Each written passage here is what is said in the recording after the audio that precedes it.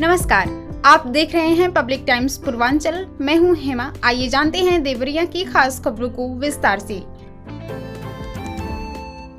अपर जिलाधिकारी एवं प्रभारी अधिकारी नागरिक सुरक्षा कोर ने बताया कि जनपद देवरिया के नागरिक क्षेत्रों में नागरिक सुरक्षा कोर के अवैतनिक स्वयंसेवकों की नियुक्ति की जाएगी। इच्छुक अभ्यर्थियों से निर्धारित तिथि तक आवेदन आमंत्रित किए गए हैं। नागरिक सुरक्षा अधिनियम 1968 के तहत स्वयंसेवक आपदा या आपात स्थिति में जनधन की सुरक्षा, प्रशिक्षण व जागरूकता कार्यक्रम तथा सुरक्षा योजनाओं के क्रियान्वयन में सहयोग करेंगे।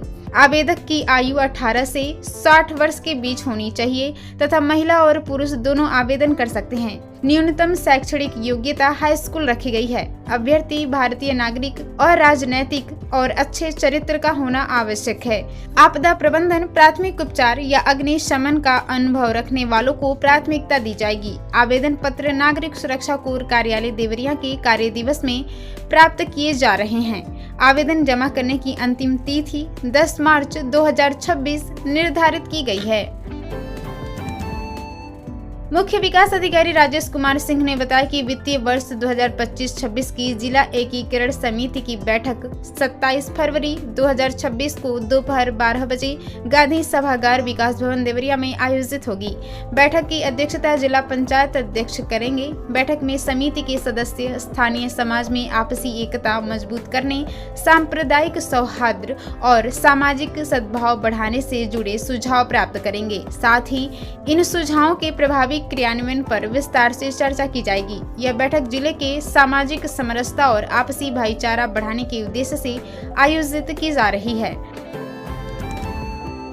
समाज कल्याण विभाग की ओर से देवरिया के राजकीय ITI परिसर में मुख्यमंत्री सामूहिक विवाह योजना के तहत सामूहिक विवाह समारोह आयोजित किया गया, जिसमें 161 जोड़ों का विवाह संपन्न कराया गया। इसमें 154 हिंदू जोड़ों का वैदिक रीति रिवाज से विवाह तथा 7 मुस्लिम जोड़ों का निकाह संपन्न हुआ।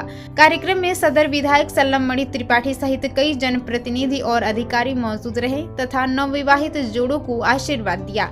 जिला समाज कल्याण अधिकारी ने बताया कि योजना सभी वर्गों के लिए संचालित है और प्रत्येक जोड़े पर कुल 1 लाख रुपए का खर्च का प्रावधान है। इसमें 60,000 रुपए कन्या के खाते में भेजे जाते हैं और 25,000 रुपए की उपहार सामग्री दी जाती है और 15,000 रुपए कार्यक्रम योजना पर खर्च किए जाते हैं। समारोह में बड़ी संख्या में लोग उपस्थित रहे। उप निदेशक कृषि सुभाष मौर्य ने बताया कि वित्तीय वर्ष 2025-26 में कृषि विभाग की सबमिशन ऑन एग्रीकल्चरल मैकेनाइजेशन योजना के तहत विभिन्न कृषि यंत्रों पर अनुदान के लिए ऑनलाइन बुकिंग शुरू हो गई है। किसान 25 फरवरी से मार्च 2026 तक विभागीय पोर्टल agridarshan.up.gov.in पर आवेदन कर सकते हैं। योजना के तहत कस्टम हायरिंग सेंटर, कृषि ड्रोन, एकल कृषि यंत्र तथा फसल अवशेष प्रबंधन से जुड़े उपकरणों पर अनुदान दिया जाएगा।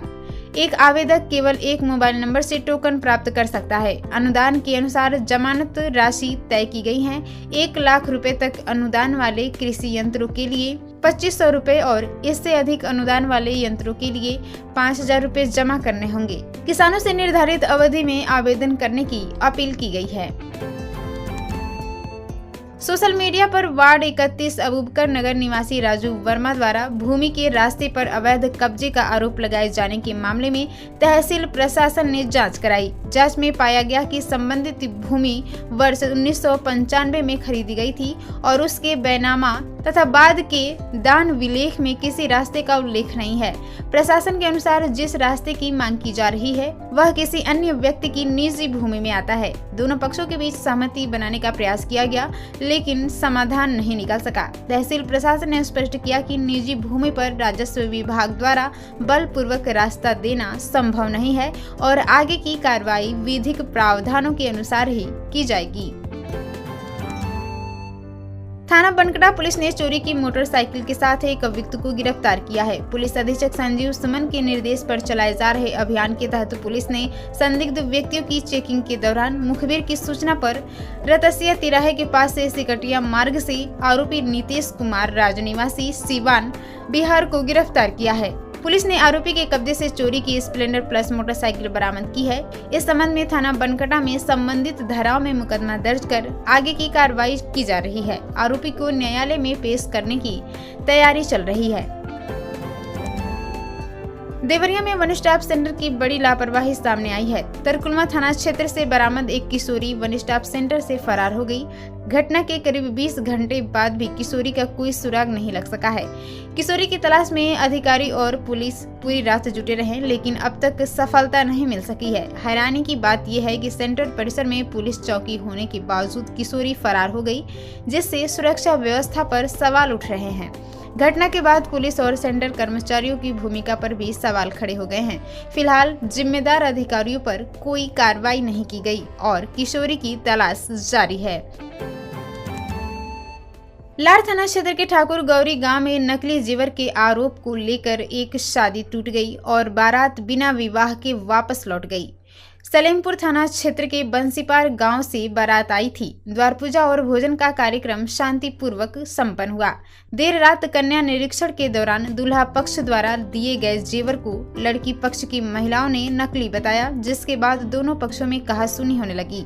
विवाद बढ़ने पर लड़की पक्ष ने शादी से इनकार कर दिया। इसके बाद दोनों पक्षों ने एक दूसरे को दिया गया सामान वापस कर दिया और देर रात बारात बिना शादी के लौट गई। यह मामला इलाके में चर्चा का विषय बना हुआ है।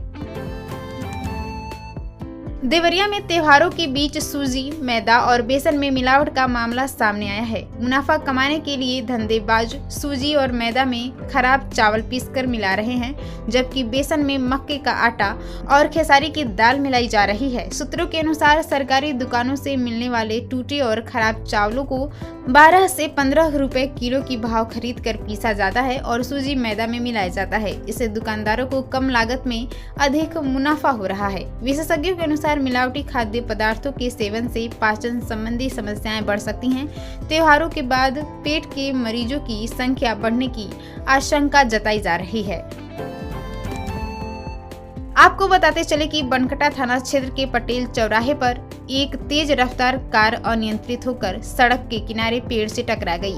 हादसे में चालक समेत कार में सवार 5 युवक गंभीर रूप से घायल हो गए। टक्कर इतनी तेज थी कि मौके पर अफरा तफरी मच गई और आसपास के लोग सहम गए। घायलों में संजीव मिश्रा निवासी धरनी छापर थाना मैरवा जो सीवान बिहार के रहने वाले हैं और सिक्की मिश्रा निवासी रामपुर बुजुर्ग थाना बनकटा देवरिया शामिल हैं, जबकि अन्य घायल भी बिहार के निवासी बताए जा रहे हैं। सभी घायलों को उपचार के लिए अस्पताल भेजा गया है। तो ये थी देवरिया की खास खबर। आप इसे देख रहे थे पब्लिक टाइम्स पूर्वांचल पर। मैं थी आपके साथ हेमा। नमस्कार।